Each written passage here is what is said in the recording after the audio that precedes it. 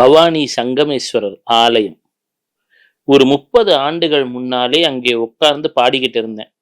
முருகா முருகா என்று அழைத்து உருகாதாருண்டோ, மூவரும் தேவரும் ஆகிய இறையை உணராதாருண்டோ, சிறுகாலாலே வினைகள் உதைத்து சிதறிட செய்பவனை சுப்பிரமணியா என்று அழைத்தால் உடனே வருபவனே.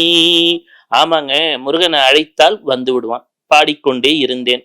அப்பொழுது என்னுடைய நண்பர் ஒருவர் வருகிறார். என்ன சார், படிச்சுட்டு இருக்கீங்களா? பரீட்சையெல்லாம் இருக்கு, கல்லூரி படிப்பு படித்து கொண்டிருந்த காலகட்டங்கள், இங்கே பாட்டு பாடி கொண்டிருக்கிறீர்கள். இது எனக்கு ஒருவரை நினைவுபடுத்தியது அப்படின்னார். யாரு அப்படின்னு கேட்டேன். அப்பொழுது சொன்னார், திருப்புகழ் சச்சிதானந்த சுவாமிகள்னு கேள்விப்பட்டிருக்கியாப்பா? வள்ளிமலை சுவாமிகள்னு கேள்விப்பட்டிருக்கியா அப்படின்னார். இல்லை ஐயா, 100 ஆண்டுகள் முன்னாலே இதே ஊரிலே பவானியிலே 1871 ஒருவர் பிறக்கிறார். என்னன்னா, அந்த ஊர்ல சுப்பையா என்ற ஒரு இருந்தார். அவர் சொன்ன ஒரு கதை. ஒரு ஜோதிடர் இருக்கிறார், அவருக்கும் அவர் மனைவிக்கும் பிள்ளை பேரு தடைப்பட்டு கொண்டே இருக்கிறது. 12 அமாவாசைகள் திருச்செங்கோட்டில் உள்ள அர்த்தநாரீஸ்வரர் கோயிலுக்கு செல்கிறார்கள். அதுக்கு பேரு நாககிரி அப்படின்னு பேரு. திருச்செங்கோடு மலைக்கு போயிட்டு வந்தா எப்பேற்பட்ட நாகதோஷமும் அகன்றுவிடும். அது ஆதிசேஷனது அம்சமான மலை. இவங்க 12 அமாவாசை சென்று வந்ததும் ஒரு நாள் முருகப்பெருமான் கனவிலே வருகிறான். அம்மா, என்னுடைய செயல்களை உலக மக்களுக்கு எளிமையாக எடுத்துரைக்க உனக்கு ஒரு பாலகனை தரப்போகிறேன்.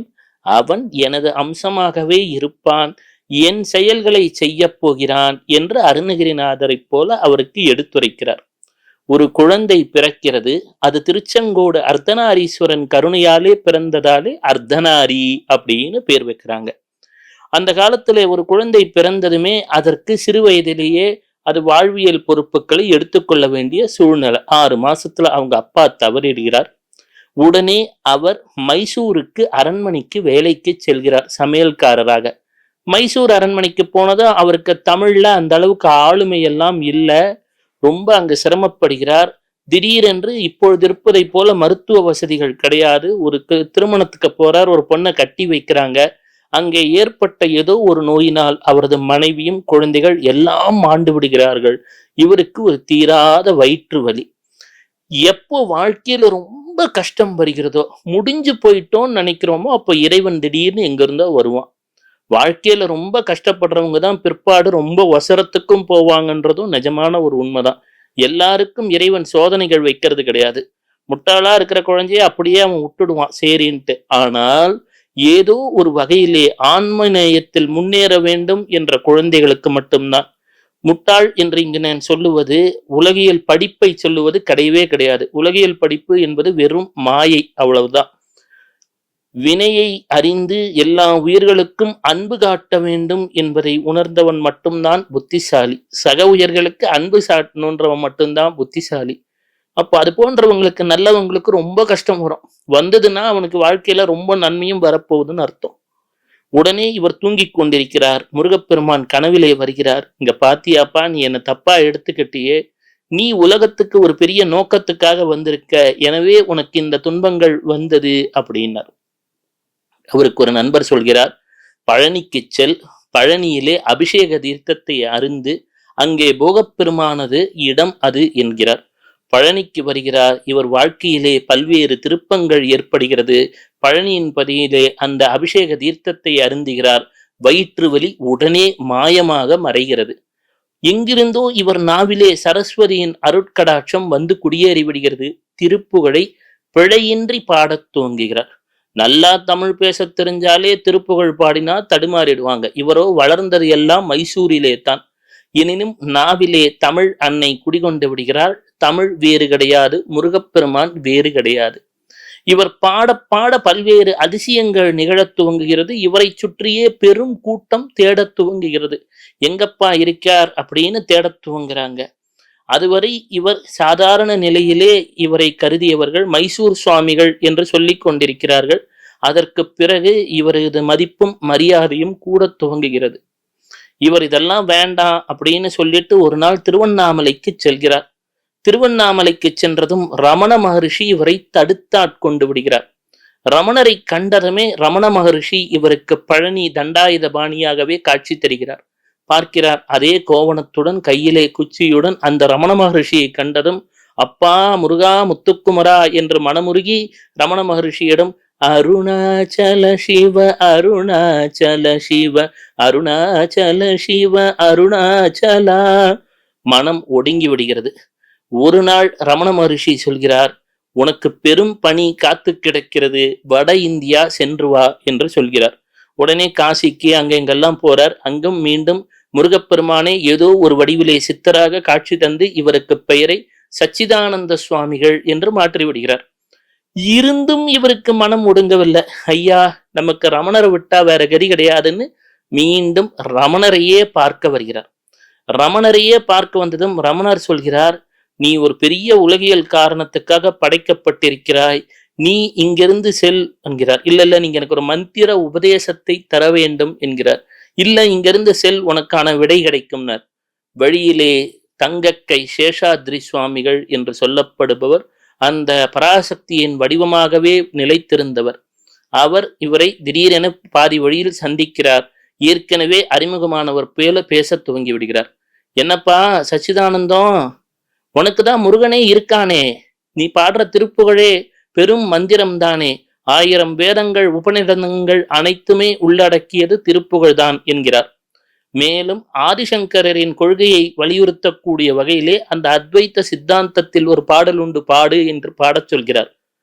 திடீரென இவருக்கு இன்னும் அருள் ஞானம் கைகூடி விடுகிறது. ஒரே செகண்ட்ல, நாம இப்ப சொல்லுவோம் இல்லைங்களா, அந்த டேட்டா டிரான்ஸ்ஃபர்னு எல்லாம் சொல்றோம். நீங்க இந்த செல்போன்ல இருந்து அந்த செல்போனுக்கு எல்லா எனர்ஜி டிரான்ஸ்ஃபர் ஆயிருது. நம்ம சேஷாத்ரி சுவாமிகள் ஒரே செகண்ட்ல அத்தனை ஞானத்தையும் வள்ளிமலை சுவாமிகளாக மாறக்கூடிய அந்த சச்சிதானந்தத்திடம் தந்து விடுகிறார். நேரா இங்கிருந்து வள்ளிமலை செல், அங்கே வள்ளித்தாயை திருமணம் செய்து கொண்ட திருத்தலம். இன்றும் அங்கே முருகப்பெருமானும் தேவசேனா அன்னையும் வள்ளி அம்மையும் அங்கே இருக்கிறார்கள். செல் மகனே என்று ஆசீர்வாதம் செய்கிறார். நாம பொங்கி அப்படின்னு ஒரு வார்த்தை உண்டு தமிழ்ல.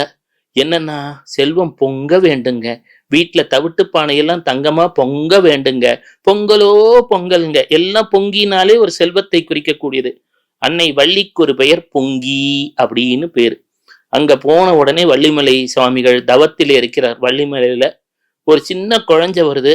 அது பாட்டுக்கு இவர் தவம் செய்யும் போது அங்கும் இங்கும் அந்த பெண் குழந்தை ஓடிக்கொண்டே இருக்கிறது. அம்மா நீ யாரம்மானார். நான் தான் கண்ணா பொங்கி உன்னோட அம்மா அப்படின்னா. கண்ணை திறந்து பார்த்தா ஒரு சின்ன குழந்தைங்க, பெண் குழந்தைங்க, வள்ளி அம்மா தரிசனம் தந்துட்டா. வாழ்க்கையில வேற என்னங்க வேணும்? நீங்க 1000 கோடி ரூபாய் உங்க பேங்க் அக்கௌண்ட்ல தந்தா மகிழ்ச்சி அடைவீங்களா? இல்ல முருகப்பெருமான் ஒரே ஒரு நிமிடம் பார்த்து அப்படி ஒரு ஸ்மைலோட உங்களுக்கு ஒரு ஆசீர்வாதம் பண்ணா சந்தோஷம் அடைவீங்கன்னா, அந்த முருகப்பெருமானை பார்த்துட்டா எல்லாமே கிடைச்சிருச்சுங்களே. அப்போ அந்த முருகப்பெருமான் யாருடைய இதயத்தில் இருக்கிறார்? அன்னை வள்ளியின் இதயத்தில் இருக்கிறார். அப்போ அந்த அம்மா சொல்லுது, நான் தான்ப்பா பொங்கிப்பா பொங்கி உன்னோட அம்மா அப்படின்னுது. இதை கேட்டுட்டு இருக்கீங்கன்னா உங்க இதயத்திலையும் தானே அந்த அம்மா இருக்கணும். இல்லைன்னா நீங்க எதுக்குங்க இவ்வளவு நேரம் செலவு பண்ணி கேட்க போறீங்க? எத்தனையோ விஷயங்கள் இருக்கிறது உலகத்துல, மாயை கூட்டக்கூடிய விஷயங்கள் இருக்கிறது.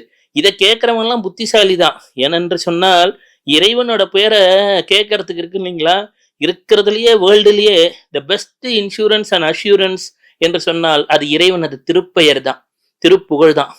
அந்த திருப்புகழை பாடிக்கொண்டே இருக்கிறார். பலருக்கு அன்னதானங்கள் செய்விக்கிறார். வேல்மாறல் என்றெல்லாம் படிக்கிறோம். பலரது வினையை தீர்க்கிறார். அற்புதங்கள் நிறைவேறுகிறது.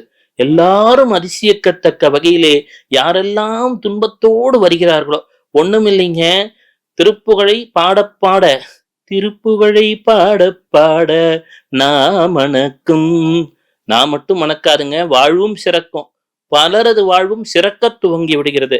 அந்த சிவக்கும் முகமுடைய திருமேனியுடைய அந்த சிவசேகரனது மைந்தனது முருகப்பெருமானது கருணன் தான் சொல்லணும். இப்ப நம்ம பேசிட்டு இருக்கோம் அப்படின்னா, முருகா அப்படின்னு சொல்றீங்கன்னாலோ, முருகான்னு கேட்கறீங்கன்னாலோ அந்த முருகனுடைய அருள் வேண்டும்.